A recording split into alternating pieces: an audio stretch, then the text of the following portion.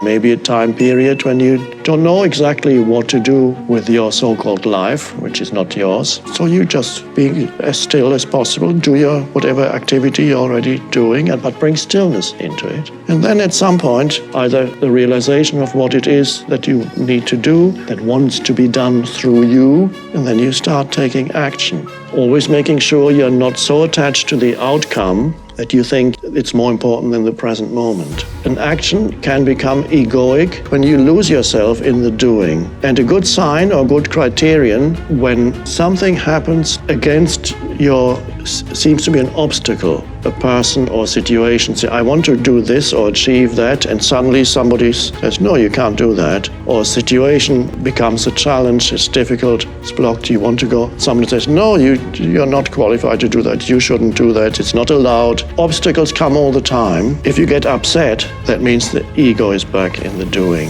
when obstacles come. Hey, it's Evan Carmichael, and I make these videos because I need them for me, because I want to wake up every day and watch a video that puts me in a mindset to believe in myself more and go off and accomplish amazing things and attack the day, and I hope that this video does that for you as well. So today, let's learn how to unlock your power to manifest. Enjoy. If you're not upset, you're still present and you look at whatever the obstacle is, and you look at it with this penetrating gaze of presence, which is stillness also. You look at whatever the obstacle arises, you bring this penetrating stillness to it, and that is like a light shines on it. And then that dissolves the obstacle, or it shows you a way around it. That's the power of consciousness. It always happens. Either it shows you how to get around it, or it shows you how to use the very force of the obstacle, and you turn it around. The obstacle is wanting to go this way, and you go with it I'm just demonstrating now, something counteracts what you want to do. It's coming this way, you want to go that way, but you don't meet it head on and start complaining, saying, no, this shouldn't be happening. No. Perhaps you go with it for a little while and you go, and then you turn it around. And the very power that was against you then works for you, and you achieve your goal through that. It happens, and this is the wisdom that comes with non-resistance. So whenever you go into this conscious doing, resistance always pulls you back into unconscious doing. It can easily happen because it's an old habit pattern, unconscious doing. Inner resistance to whatever arises in the present moment pulls you back. Inner resistance is some form of negativity, some form of complaining, some form of fear, aggression, anger. And this is important because whenever you complain about what somebody else does, that you're already beginning to fall into that trap of unconsciousness. Don't judge yourself if you fall back occasionally into the old consciousness, but you will quickly know it. How will you know it? You begin to suffer. You get upset. You get upset about situations. You get upset about people. You get upset about what somebody said. You get upset about what somebody should have said but didn't. You get upset about what somebody did or failed to do. Oh, there's a sign that you've fallen back. Beautiful line in the Course in Miracles. I am never upset for the reason I think. So you'll be upset many times every day. By other people, by situations, by the slightest things or the biggest things. Upset by the entire world is so frustrating.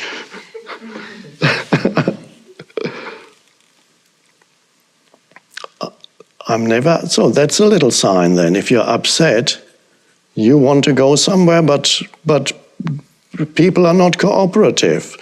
Situations are not cooperative.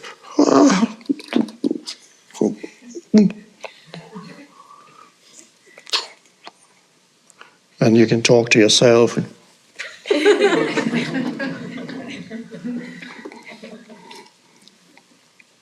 So that's a good sign then you can use. Also shows you to what extent the ego is active in you, because what's upset is not you, it's the ego in you. The ego is the erroneous identification with form, a false sense of I, which wanted something to make itself feel more at ease or bigger or more important or whatever, and is frustrated in its aims. How much doing you do, how much varies from form to form, person to person. Some will be very active and into conscious doing and create and enjoy the creation. And others may do relatively little, or may just continue to do what they're doing already, but whatever they are doing will be a vehicle for consciousness or stillness that flows into it, this power, this beautiful energy that flows. It could be even a person who just gives information. Let's say you work at an airport and you give information to people. And maybe you stay there, and then everybody who comes to ask, where's gate number 16, you say, well, you go that way, and it's only about a 3-minute walk. And there were not only the words, there was a transmission of stillness with the words. Not in the sense that I am going to transmit stillness, no. It happens because you let go of the sense of doing, of I do. It happens. And the person, this one traditional word for it is blessing. The person goes away being blessed with that energy. And so, beautiful. So what you do really is secondary. Some may do great things. Others may do things that look on the surface not so significant. And ultimately, what you do is secondary. But how you do it is primary. When the how means the consciousness that flows into what you do. Rule number 2 is don't let your mind limit you, with Bruce Lipton. The problem with the concept of power, the power of positive thinking, is people just think, oh, well, if I just have positive thoughts, then my life should be affected. And this is why positive thinking has a real bad rap in the public. And the reason is this: having a positive thought does not in any way necessitate that those positive thoughts actually manifest themselves. And there's a piece that was left out. And if you don't understand the piece, then you're shouting into the wind with your positive thoughts. Nothing's going to happen. And the fact is this: when you're having positive thoughts, you're using your mind. The new biology reveals that the invisible forces that collectively we refer to as mind, that these form a field which shape biology. Well, here's what's important. Yes, the mind influences biology, but there are two parts to the mind that are completely different than one another, yet they work together. We confuse them, we tie them together, and yet they represent two entities working in two different fashions. There's the conscious mind and what is called the subconscious mind. Now, here's what very important, people have to know this, okay, and here's what it is. The conscious mind is our creative mind that is connected to our personal identity and our spiritual selves. That makes us all unique. Each of us has our own personal conscious mind. But what becomes very significant is this, is the subconscious mind is equivalent to a tape player. It's exactly what it is. It records experiences and then plays them back. And so now let's take a look and say, well, wait, there's a thinking mind, and then there's a tape player mind. And what's different about them is very profound. So let's talk about two fundamental differences first. The tape player, the subconscious mind, as an information processor, as the equivalent of a computer, is 1,000,000 times more powerful an information processor than is the conscious mind. So when you look at the power between the conscious and subconscious is 1,000,000 times more powerful. Number two, on a day-by-day basis, the subconscious mind runs our biology about 95 to 99% of the time. So while you're having all these wonderful thoughts, that's not the conscious mind's not running the show. It's a subconscious mind. Then comes the issue is, well, the subconscious mind got programs in it. Yes. And the subconscious mind is not evil or good. The subconscious mind is a tape player. As much as you can say, okay, here's a tape player. It's good or bad. The tape player is not good or bad. The programs can be good, and the programs can be bad.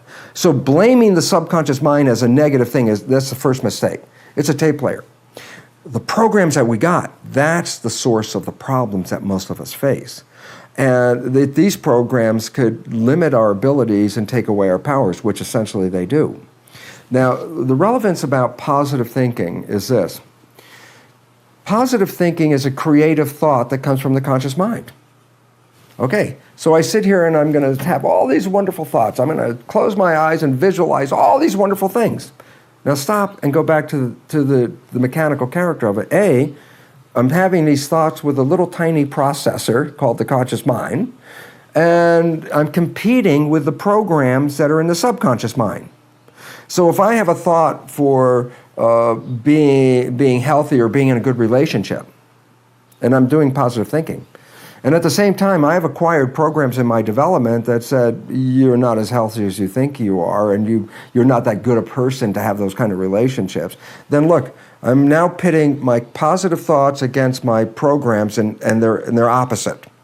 But this one works on a little tiny processor, and this processor is 1,000,000 times more powerful. So right away, it's like, who's going to win in that challenge? The answer, of course, the subconscious is going to win, okay? But here comes the other part.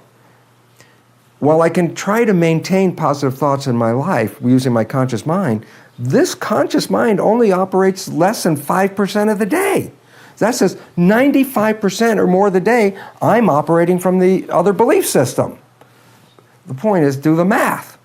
How powerful are positive thoughts? And the answer is, unless the subconscious has the same programs and agreement as the conscious mind, power of positive thinking will not work. It will not work because you're competing against a much more powerful processor. The belief that is taught is that biology in the world we live in operates according to Newtonian principles. Unfortunate part about that is quantum mechanics 100 years ago said that's obviously not true, and physicists know this is not true, and yet medicine doesn't buy into it because it still focuses on the material reality and lets go of the invisible shaping fields that quantum physics emphasizes as primary. Okay, so we have to change that belief system. We have to get people to recognize that the field and the thoughts and all these other things are as important as anything else in shaping the matter we live in. Number two, the belief which I blew away years ago, but it's still being taught in school, is the concept that genes control life. This is totally false. Genes control nothing. Control is an action. A gene is a blueprint. It's physically, literally a string with blueprint data on it. Why is that relevant? Well, it's interesting. Go to an architect's office, and the architect's working on a blueprint, and then lean over the architect's shoulder and say, is that blueprint on or off? And he looks at you, the blueprint's not on or off, it's a blueprint. Yeah, but we talk about genes being on and off, like genes are turning on and genes are turning off. And the question is, but genes are blueprints. They can't turn on and off. There is no on and off. It's just the blueprint. It's a pattern. What we have failed to focus on because we gave genes a character of self-actualization. That my genes decided to do something. It's like, okay, now we're a victim of the genes. But it turns out biologists know that this is not true. Biologists know that genes are not turned on and off. Genes are read or not read, like blueprints. Then all of a sudden it says, well, it's not the blueprint that's important. If the blueprints were self-actualizing, an architect could go by a building site, drop the blueprints off, come back 2 weeks later, and the building will be there. That's what we think about animals and plants. The genes are blueprints and they'll control all this. It's like, no, the blueprints are important. I'm not saying they're not. You got the bad blueprints, you got some problems going on here. But the issue is, it's not the presence or absence of a blueprint, it's whether the blueprint is being read. And then you say, well, then who reads the blueprint? And the answer is a contractor. And who's the contractor? The mind is the contractor. The mind reads genes. The mind can change the genes readout. Here's something so blow away that most people can't, in their conventional world, make sense of it, because it's like, it goes like this. The mind, through what is called epigenetic mechanisms, can start with a single gene blueprint and create over 30,000 different versions of products from the same blueprint. 30,000 different products from the same blueprint. All of a sudden you realize, my God, you can infinitely vary the expression of the gene. And the answer is yes. And why has this become relevant to all of us? And the answer is because many of us think genes control our lives. And yet we don't realize that we modify the readout of the gene. So we could be totally healthy and our mind can cause cancer. Our mind can cause any disease, diabetes, anything like that. And what's interesting is the flip side is some people come here with actually defective genes. And guess what? With their mind, they can rewrite those genes and make them normal. So the genes are not the limiting factor, it's the mind.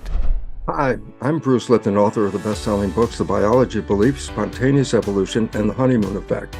I'm here to thank Evan Carmichael for featuring me on his YouTube channel, and I want to let you know that Evan is giving away links where you can watch the first episodes of my special Gaia series entitled Inner Evolution for free. Evan is making this offer to thank you for watching this video. You will find the links in the description section below. Thank you.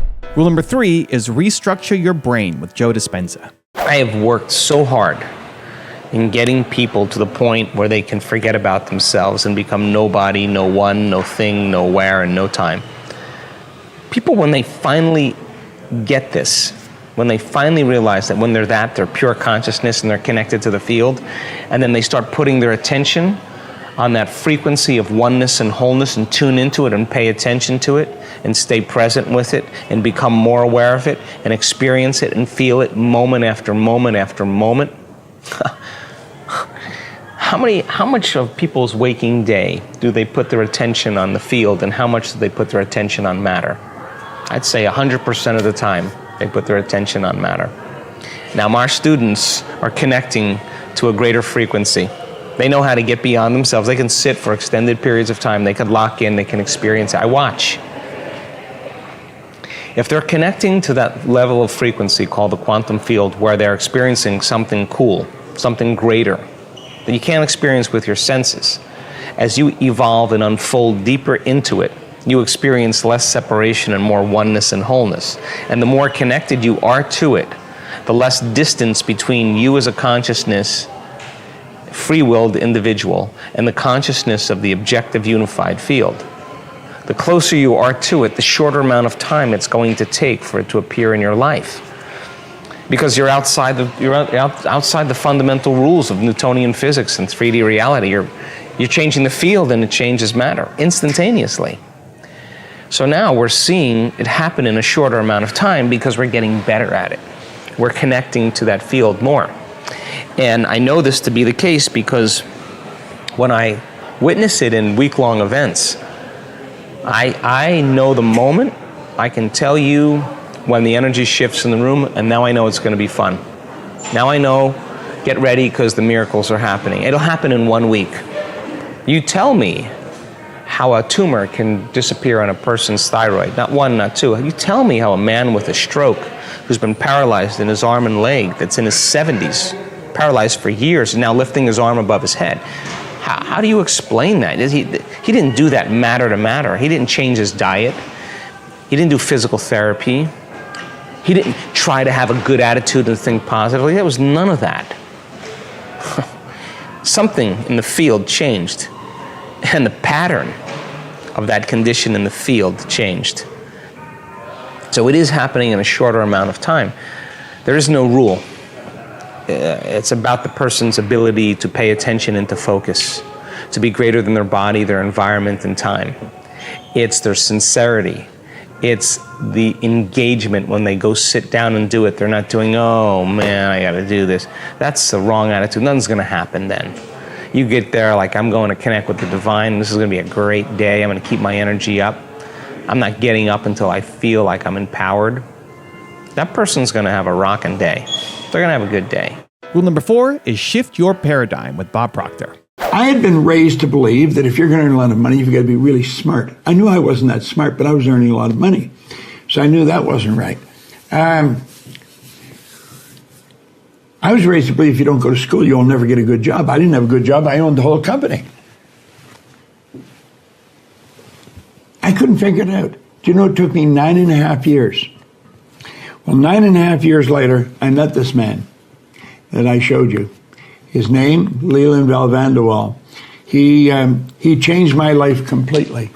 He introduced me to a concept I'm going to introduce you to. And when he did that, it was like everything I'd been studying. I'd been studying a lot of information, but I'd study this book. I'd give this book to people, and they didn't change. And what he did, he brought everything together for me in a relatively short period of time. Now, here's a couple of things he told me, if you'll go back screen, Scott.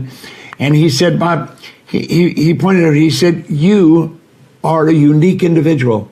And he said, so am I, so is everybody else. And he said, you can literally create your own economy. You can do that. And he said, the only thing standing between you and what you want is yourself. It's all about the mind, Bob. He said, it's about your marvelous mind. Then he started, thanks God, then he started to talk to me about the mind. And he said, you know, it's a strange thing, Bob, when we get talking about the mind, nobody's ever seen the mind. They have never seen the mind. Now, keep in mind that I was a very uneducated person.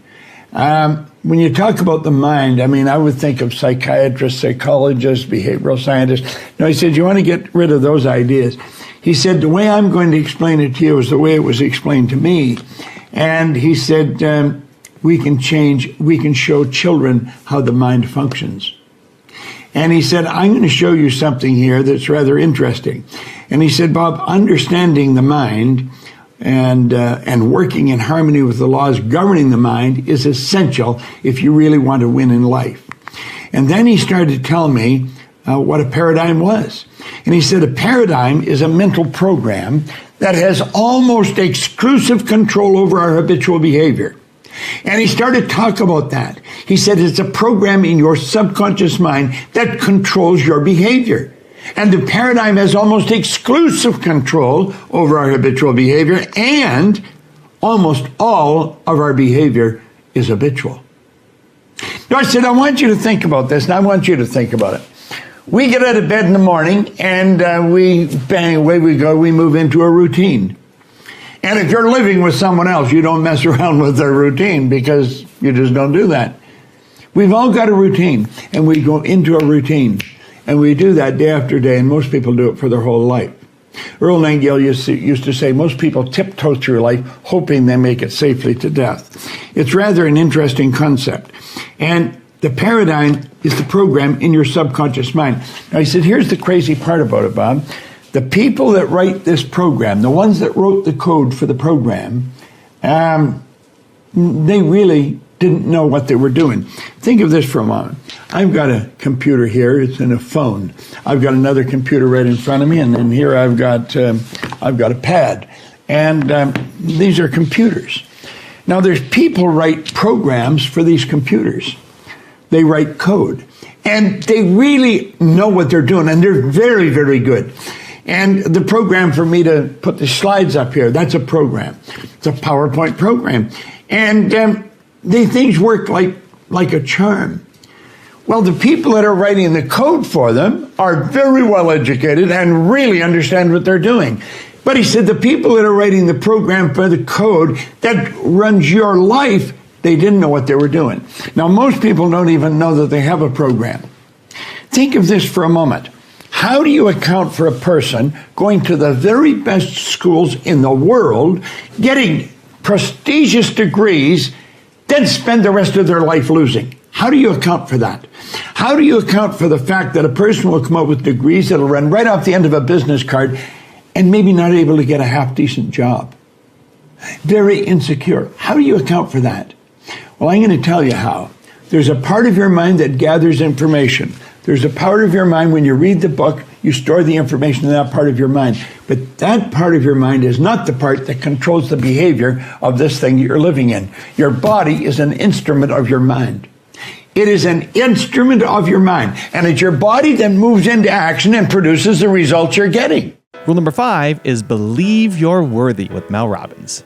Just give yourself permission to want the things that you want. And unless you believe that you're worthy, unless that you practice love, you're never going to think that you deserve the things that you want. Right. So tell the story. Okay. So I'm probably going to sob it's long. hysterically. I'll shorten it. I'll shorten it. So the bottom line is that so in 1990, I was a senior in college at Dartmouth. And my parents came to visit from Western Michigan. And we went to this place called Simon Pierce, which is a famous glass blowing mill. And as we walked into the restaurant, I had an experience that you may be able to relate to. And that is, I walked in and I immediately saw this painting hanging on the wall.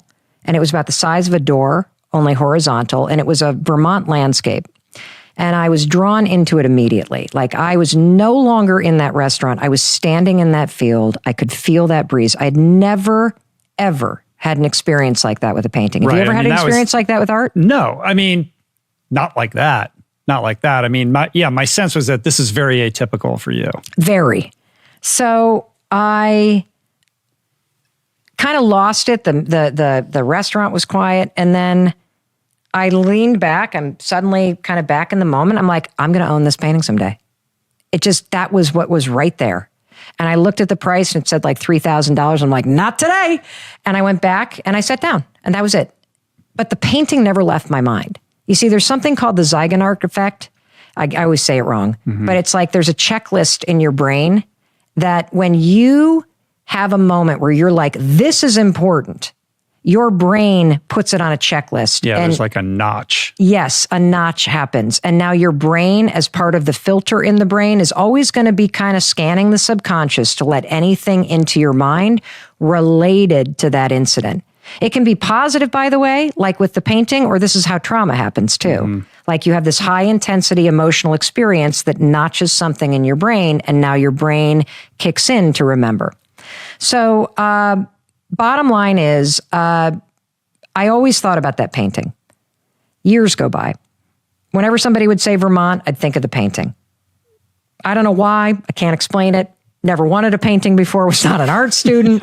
It's going to law school. It's not like you're out collecting art. No. Yes. Yeah. And so I, fast forward the story 10 years and my, Chris and I are engaged and we're going to go up to Vermont to see the leaves. And immediately I'm like, we got to go to Simon Pierce. I got to show you the painting.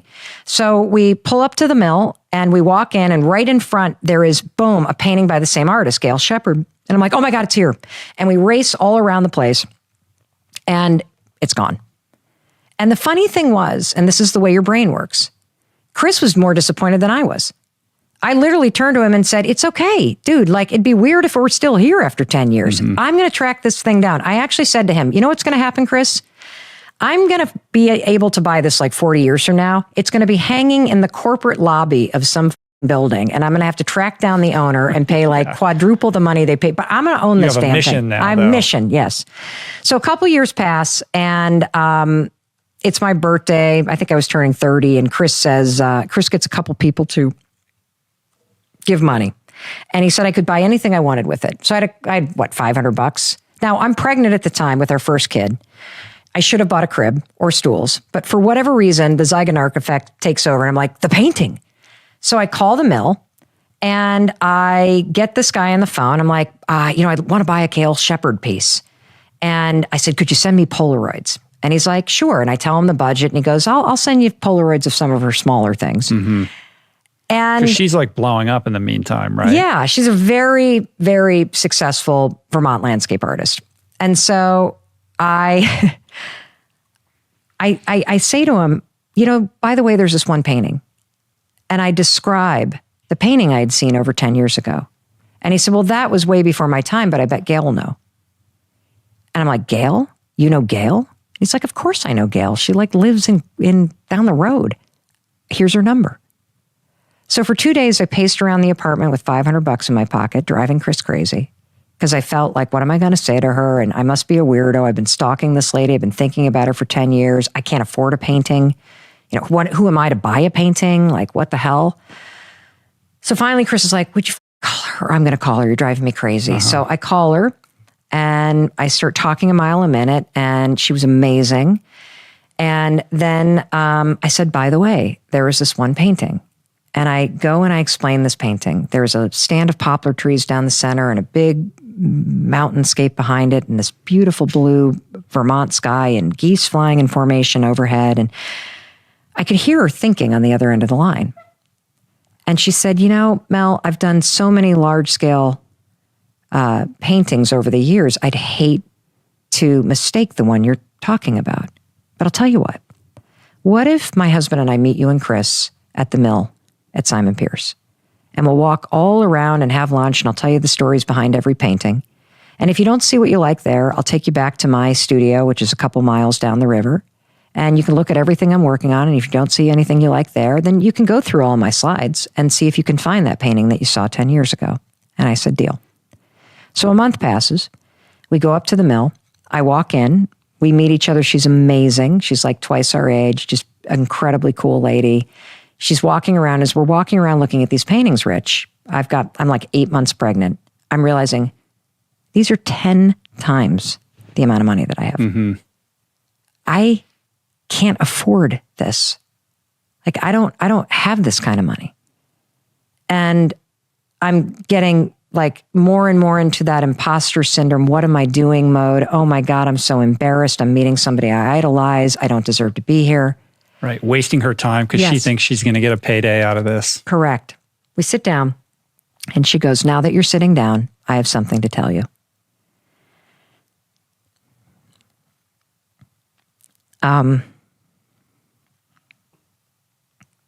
She said, there's only been 2 times in my career as an artist that I've done 2 studies of the same piece. And your painting is one of them. It's one of a pair. She knew all along. She knew all along. She was playing games with you about not knowing which painting. Yeah. And she said, the sister piece to the one that you saw all those years ago is sitting in my studio right now, where it's been for the past 11 years. I start sobbing. Everybody's like totally emotional. Her husband's like, you should have seen her when she was on the phone with you. It was like she saw a ghost. So we get in the car and we drive to the mill. And when we walk in, there in the center of this massive kind of barn studio space is an easel with a painting taped up with painter's tape on it. And it was the sister to my painting. There were slight differences, not as much movement in the grass, but it was one of the most extraordinary experiences of my life. It was as if time suspended and I was standing before that painting in 1990 saying it would be mine. And there I was 11 years later standing in front of it. And then I realized, oh my God, I can't fucking afford this. And Chris walks over and he's like, what's wrong? And I'm like, just promise me someday, like promise me that I don't need a jewelry, I don't need a car, like just promise me you will buy me this thing. And he kind of leans over and goes, hey Gail, how much for the big one? And she said, Mel can have it for $500 because clearly when I was making it 11 years ago, I was making it for her. Yeah. And so it hangs in my kitchen. It's on the back of the book. This is the galley, though, right? Yeah. So wait, is it in the? I think so. Yeah. Yeah. And it's a reminder every day that your mind is designed to help you get what you want. I never stopped believing that I could make it happen. And when you tell your mind what's important to you, there is extraordinary science that proves that your mind has a live and ever-changing filter, a live network that changes how it views the world, what it lets in, what it blocks out. And if you program your mind correctly, and if you're clear about what you want to create, your mind will help you get what you want. And rule number 6, the last one before some very special bonus clips, is control your future with Louise Hay. When we are very little, we learn how to feel about ourselves and about life by the reactions of the adults around us.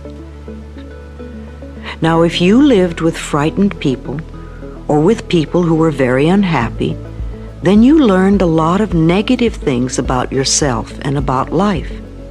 You may still believe them. However, this is not to blame our parents, for we are all victims of victims, and they could not possibly have taught us anything they did not know.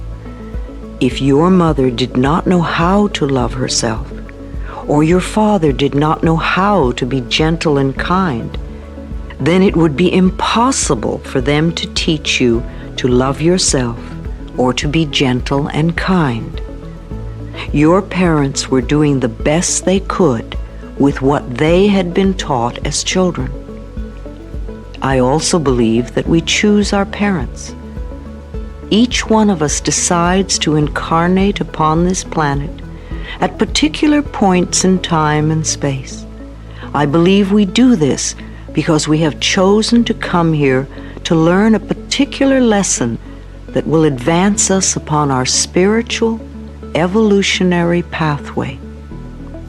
We choose our sex, our color, our country, and then we look around for the particular set of parents who will mirror the pattern we are bringing in to work on in this lifetime. Often when we grow up, we point our fingers accusingly at our parents and whimper, "You did it to me." But really, we chose them because they were perfect for what we wanted to work on overcoming. As very little children, we learn our belief systems, and then we move through life creating experiences to match our beliefs. Look back in your own life and notice how often you have gone through the same experience. Well, I believe that you created those experiences over and over because they mirrored something that you believed was true about yourself.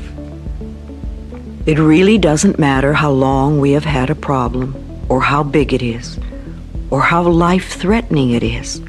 The point of power is always in the present moment. This means that what you have experienced during your life and up to this moment, you have created by your own thoughts and beliefs of the past. However, what you are choosing to think and believe and say today, right here and right now, is creating your future. Your current internal dialogue is creating tomorrow, next week, next month, next year, etc. Notice what you are thinking at this moment. Do you want this thought to be creating your future? Is it negative or positive?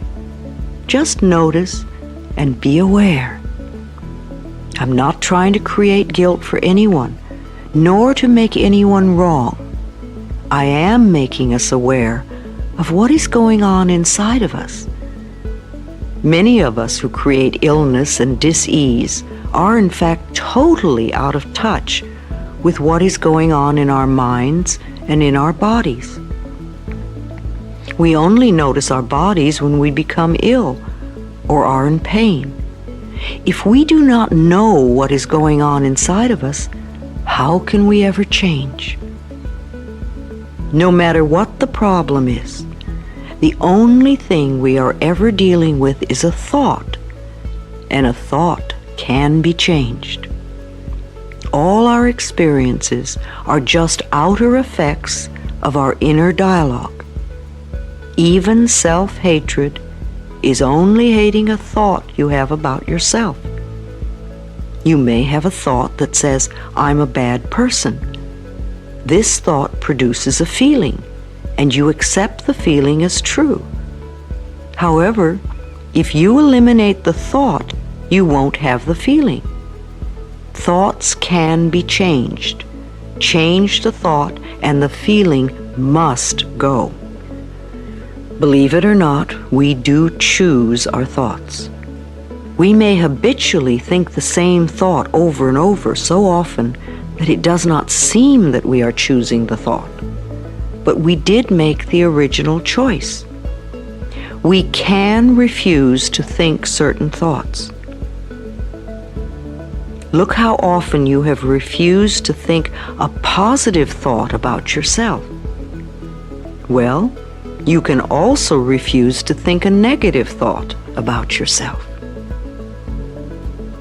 It seems to me that everyone on this planet that I know or have worked with is suffering from self-hatred and guilt to one degree or another.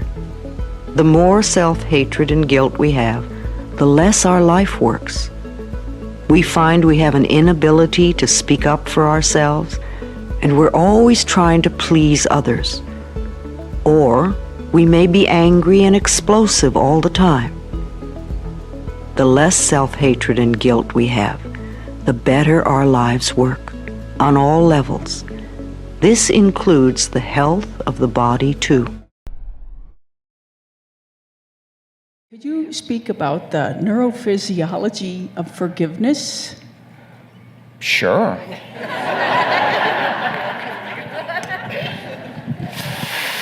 Think about frozen circuits. Frozen circuits are hardwired circuits.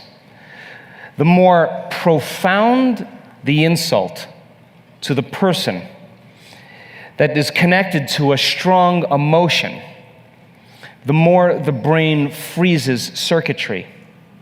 The more we think about the experience, the more we fire and wire the circuits in our brain. Yes or no? Yes. And the more we remember the event, the more we produce the emotions that are associated with it, and we're conditioning the brain and body further into the past. Yes or no? Yes. And you keep doing it enough times, it's no longer conscious that you're holding a grudge. It's no longer conscious that you're stuck. It's now you're seeing everybody through the lens of that experience, and everybody's a betrayer. Everybody can't be trusted. Everybody is that same person. You're overlaying the memory of your experience into reality. You're not seeing it the way it is. You're seeing that person wearing the mask of the last person. That's the lens that we're perceiving reality. Are you with me still? And so then anything in your life that becomes remotely close to it based on your limited perception triggers the emotion in the network, and you're back in your past and you're acting like you were when it happened. Are you with me still? And so then the person says, I'm not that person. And you say, oh, no, I know. I just had this event in my past and I'm sorry. And then it's excusable, but then here it happens again. And there's nothing wrong with this. We all do it. It's just, how do we overcome it? So then you're sitting and doing the work, and you're moving energy up those centers. You're releasing the life force into your brain. You are blessing those centers and taking a scoop and moving it all the way up and releasing it all the way up into the field. You're opening the channel. You're unfolding as nobody, no one, no thing, nowhere, and no time, and the identity and the personality is gone. Energy's going to move. It's got to. It's going to follow the path. You're opening your heart. Once it gets to your heart, it's going to make its way all the way up. And when you feel love and compassion, when you feel true kindness and care, it's hard to hold a grudge. Are you with me still? Yes. So then from a quantum physics point of view, you have that person always in the back of your mind, right? You have the event and the memory rolling around back there because the very thing that you don't want to have happen, you're already preparing for emotionally. Are you with me still? Yeah. So then from a quantum perspective, you are actually, as a creator of reality, holding yourself hostage because of that person. And you are holding them hostage because of that experience. And you have an energetic bond that's connecting you to them. And you're sharing the same energy. And so then you're using each other to reaffirm whatever that energetic agreement is. Are you with me still? So then when you forgive someone, it's because there's been a strong change in your emotional state. because the emotion is what's keeping you energetically bound to them or to more than one person. And so then once you start lowering the volume to that emotion and the body starts liberating energy, and you're calling your energy back to you, because the lower the volume of the emotion, the less you're going to pay attention to that person, there comes a moment where there's a snap, there's a release. The energy is broken. And once it's broken now, all of a sudden you free yourself and you free them. And this has happened to me in my life. That people show up 10 years later, completely changed and so humble and so asking for forgiveness just because they had transformed, and I let them go. So then forgiveness from a quantum perspective and a neurophysiological perspective is just taking your attention off them. That's all it is. And when you start getting happy with yourself, and you start feeling those elevated emotions because you're striving for that, you wouldn't trade this for the grudge you were holding because this feels too good. Are you with me still? Now, once that heart opens up and you start having energy in the center and it's releasing 1,300 to 1,400 different chemicals that begin to restore and regenerate the body, the body start getting a lift of energy. Once it makes its here, now you're going to see that track sending in energy to the brain. The heart acts as an amplifier to boost the brain. Are you with me still? Yep. So then once the energy starts making its way into the brain, once the heart starts to open, we've measured this with our students. They have oxytocin levels rise. Once you start feeling oxytocin, when you feel more love, then you feel the grudge. So then you think, why would I want to give this up for that person? That's called forgiveness. You don't have to try to do it. It just is a side effect of your personal transformation. And oxytocin then, when it's released, rushes right into the amygdala, the survival center of the brain, and the research is outstanding. And the first thing it does is it fits in the same receptor sites as fear, and it lowers the volume to fear and anxiety. It shuts the lights out for aggression and anger and hostility, and it cools the circuits off for suffering and pain, and the only thing you can feel is a love for life. And that's when you're free. Now, the practice of forgiveness, matter to matter, you can do it, but it takes a long time and a lot of work. And then you forgive, and then you're like, I don't want to forgive him yet. Halfway forgive him. And just never really authentic forgiveness. Do you understand? And you know, there was a woman that came to our work, and she was raped by 4 men when she was a teenager, and it was abusive. And she had severe night terrors, severe anxiety and panic attacks. She had cyclic mood problems. She had been to every single doctor, every single healer, every single alternative practitioner. Nothing changed it. She came to our event in Tacoma, Washington. And she hit that point where she became everybody, everyone, everything, everywhere, every time, every place. She became the oneness. And that frequency had a message for her, and it said, and she was in incredible bliss when this happened. I sent 4 angels disguised as rapists for this moment. And that was the end of her terrors. That was the end of her night. She couldn't have a relationship. She could not live with anybody. She was isolated.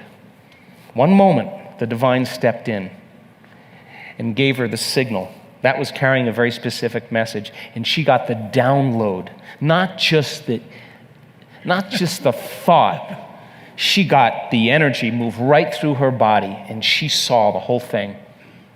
And that moment is what she was waiting for. That's what the soul was waiting for. Now she's healed, she's healthy, she's happy, and she's on with a new life. She's born again. My mother would love this. She's born again in the same life, reborn in the same life. Didn't pass through a birth canal for it. She just was born again in the same life. She got a new lease in one instant. That energy was carrying a message, and it made its way all the way into the body, and the bliss and the joy and the gratitude and the love that she felt and the message that was carried made total sense to her. She's free, one instant. To me, that's true forgiveness. That's the divine having its way with you. So learning to create our minds the way we want is the basis of creating the world the way we want. There is a wonderful story in the yogic lore. On a certain day, a man took a walk. He went for a long walk. Accidentally, unawares, he walked into paradise. Fortunate, isn't he? He just took a walk and he landed up in paradise. After this long walk, he felt little tired. So he thought, oh, I'm tired, I wish I could rest somewhere. He looked around, there was a nice tree, underneath which there was very cushiony grass. So it was inviting. He went and put his head down there and slept. After a few hours, he woke up, well rested, and he thought, oh, I'm well rested, but I'm feeling hungry. I wish I had something to eat. And he thought about all the nice things that he ever wanted to eat in his life. And instantly, all those things appeared in front of him. You need to understand, there the service is like that. Hungry people don't ask questions. Food came and he ate. Stomach became full. Then he thought, oh, my stomach is full, I wish I had something to drink. All the nice things that he ever wanted to drink, he thought about it and all of them just appeared in front of him. Drinking people also don't ask questions, so he drank. Now with a little bit of alcohol in him, you know Charles Darwin told you, all of you are monkeys, your tail fell away. Not me, Charles Darwin told you that you were all monkeys and your tail fell away and then you became human. Yes, definitely the tail fell away. But the monkey, in yoga, we always refer to an unestablished mind as markata, which means a monkey. Why we are referring to the mind as a monkey is, what are the qualities of a monkey? One thing about a monkey is, it's unnecessary movement. And another thing about the monkey is, if I say you're monkeying somebody, what does it mean? Imitation. Monkey and imitation have become synonymous. So these two essential qualities of a monkey are very much the qualities of an unestablished mind. Unnecessary movement, you don't have to learn it from the monkey, you can teach it to the monkey. And imitation is full-time job of the mind. So when these two qualities are on, a mind is referred to as a monkey. So this monkey became active within him. He just looked around, thought, what the hell is happening here? I asked for food, food came. I asked for drink, drink came. There must be ghosts around here, and ghosts came. Oh, the ghosts have come, they're going to surround me and torture me, he thought. Immediately the ghosts surrounded him and started torturing him. Then he started screaming in pain and said, oh, they're going to kill me, and he died. Just now he said he's a fortunate being. The problem is he was sitting under a kalpavriksha or a wishing tree. He asked for food, food came. He asked for drink, drink came. He asked for ghosts, ghosts came. He asked for torture, torture came. He asked for death, death happened. Now don't go looking for these kalpavrukshas in the forest. You can barely find a tree these days. A well-established mind, a mind which is in a state of samyukti, is referred to as a kalpavriksha. If you organize your mind to a certain level of organization, it in turn organizes the whole system. Your body, your emotion, your energies, everything gets organized in that direction. Once all these four dimensions of you, your physical body, your mind, your emotion and the fundamental life energies are organized in one direction, once you're like this, anything that you wish happens without even lifting a little finger actually. It would help to assist it with activity, but even without doing any activity, you can still manifest what you want if you organize these four dimensions in one direction and keep it unwavering in that direction for a certain period of time. Right now the problem with your mind is, every moment it is changing its direction.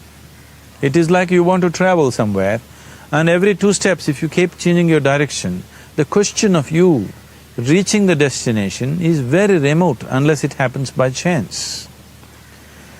So, organizing our minds and in turn organizing the whole system and these four basic dimensions of who you are right now in one direction, if you do this, you are a kalpavruksha yourself. Anything that you wish will happen. But right now, if you look at your lives, everything that you have wished for till now, if it happens, you have finished. Everything and everybody that you have desired for, if all of that lands up in your house today, could you live with that? Once we're empowered like this, it's very important that our physical action, emotional action, mental action and energy actions are controlled and properly directed. If it is not so, we become destructive, self-destructive. Right now, that is our problem. The technology, which is supposed to make our life beautiful and easy, has become the source of all the problem that we are destroying the very basis of our life, which is the planet. So what should have been a boon, we are making a curse out of it. What has brought incredible levels of comfort and convenience to us in the last 100 years or so has also become a threat to our life simply because we are not conscious action, we are in a compulsive state of action. So organizing our minds fundamentally means moving from a compulsive state of activity to a conscious state of activity.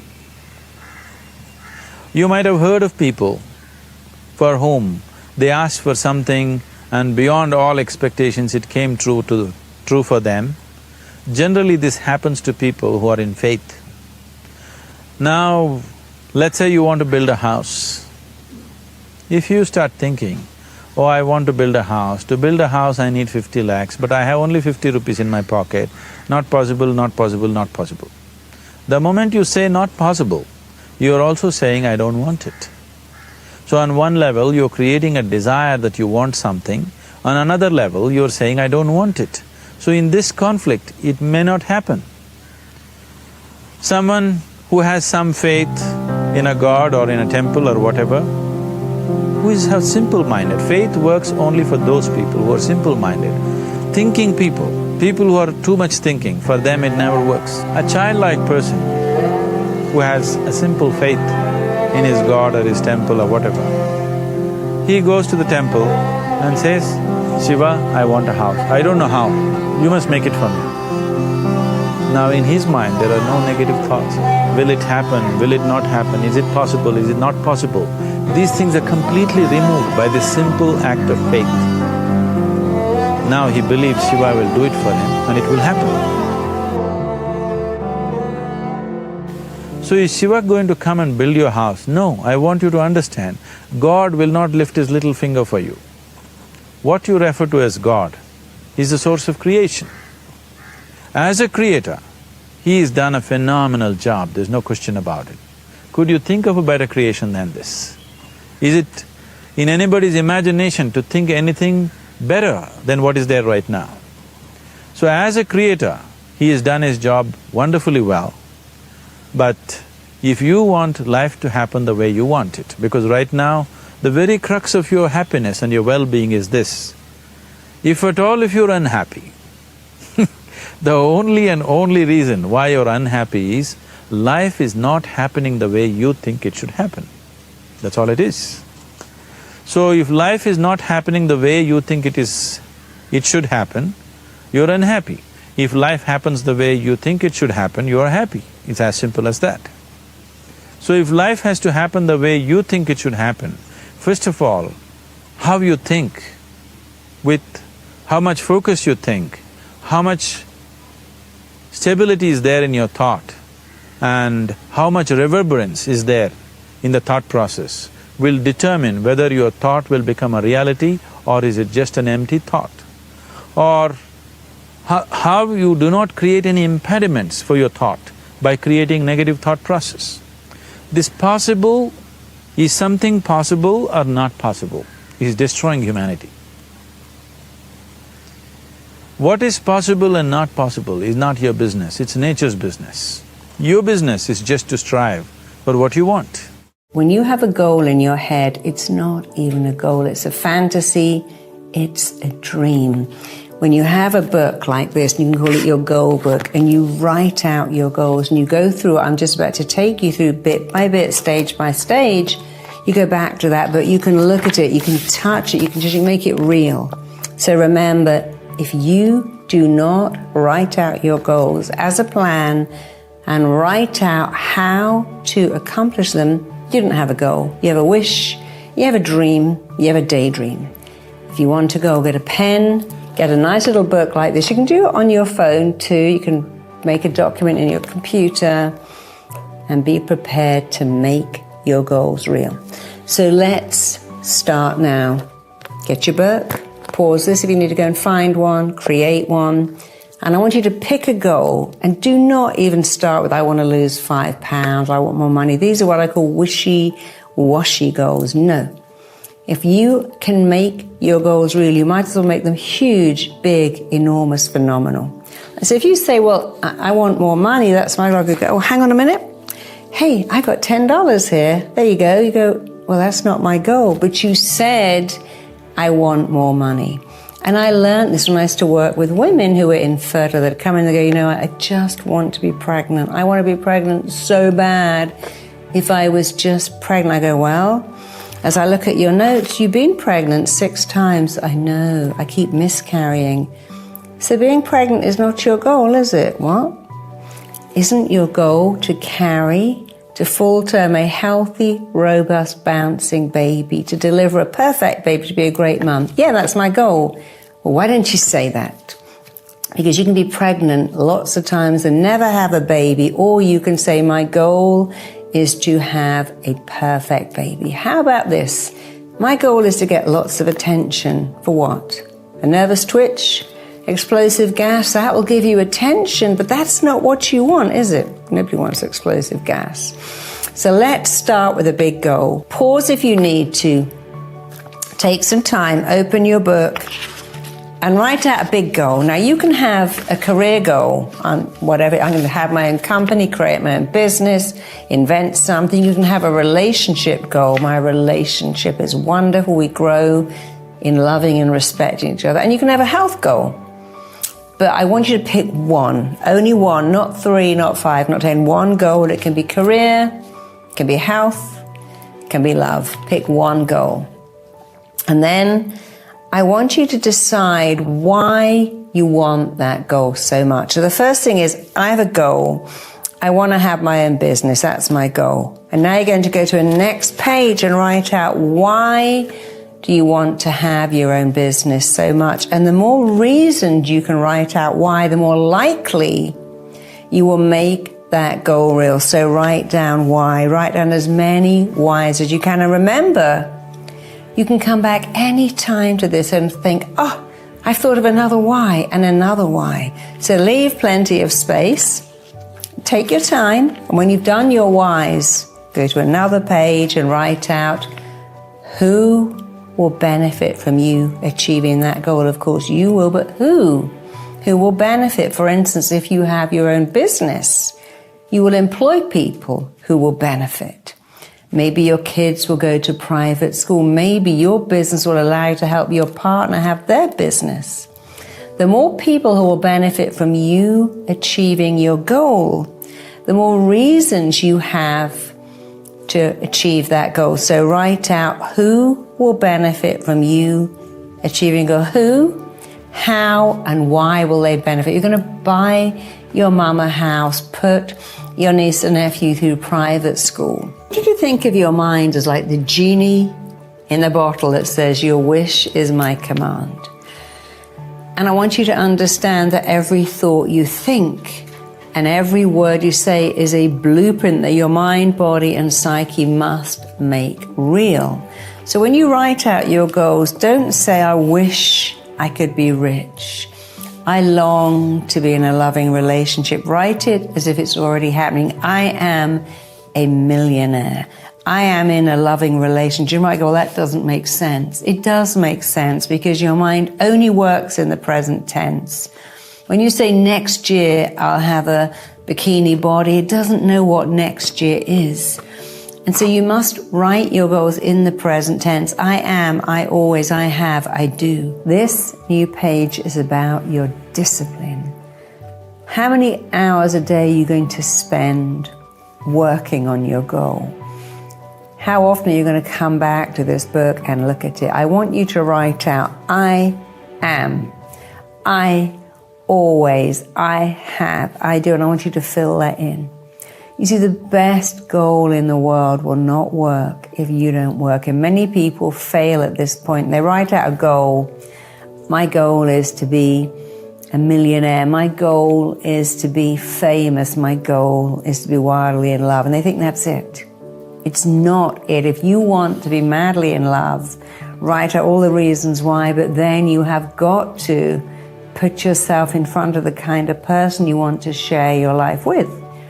If you want to start your own business and you have a reason why, you also need to have the discipline to meet people who will fund you, sponsor you, joint venture with you. So I want you to really understand that the best goal will not work if you don't work. You can have the start point, but you have to keep going. Many of the most successful people ever say, well, you know, I had a goal. Luther Vandross had a goal to be a rock star. And people said, well, you're an overnight success. He went, I don't think so. You know, I sang jingles for KFC for 12 years. That's a long night, 12 years. And people said, but Luther, you're singing on television. That's cool. You get paid a lot of money for KFC. He said, yeah, but it's not my goal. And he stuck it out. And many people have got so close to success and had to keep going. And you have to keep going. So look at your discipline and decide you will give more to your goal. Give even more. Work on it, look at it, write it out, think about it, talk about it. You must be prepared to give so much to your goal. In fact, you must be prepared to be unstoppable in the pursuit of your goal.